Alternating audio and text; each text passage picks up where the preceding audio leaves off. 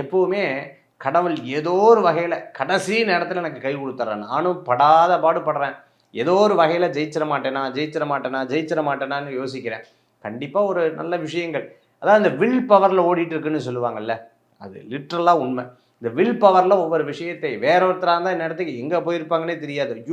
இவங்க முன்னாடியெல்லாம் இருக்கிறது, இந்த ஜோக்கா சொல்லும்போது இவங்க முன்னாடி இந்த உயிரை வச்சு காப்பாற்றுறதே பெரிய விஷயமா இருக்குங்கிற மாதிரி சின்ன சின்ன விஷயத்தை நீங்கள் பார்த்து அனுபவப்பட்டு இந்த மனிதர் மேலே இருக்கக்கூடிய நம்பிக்கையே போச்சுப்பா. நீங்கள் நிறையா நினச்சி பாருங்க, இந்த மரத்தை பார்த்தோன்னா அப்படியே கொஞ்சம் நேரம் உட்காந்துருவீங்க. நல்லா காற்றடிக்கும் போது முந்தியெல்லாம் அதை இருக்காது. ஏன்னா இப்போ ஃபீல் பண்ணிங்க, நல்ல ப்ரீஸாக இருக்கப்பா, என்ன காற்றுல, இயற்கை ரொம்ப நல்லதில்ல. மழையை பார்த்தோன்னா ரொம்ப ஆனந்தமாக, இது வரைக்கும் மழையே பார்க்காத மாதிரி பார்த்துட்டு இருப்பேன். வேற ஒன்றும் கிடையாது.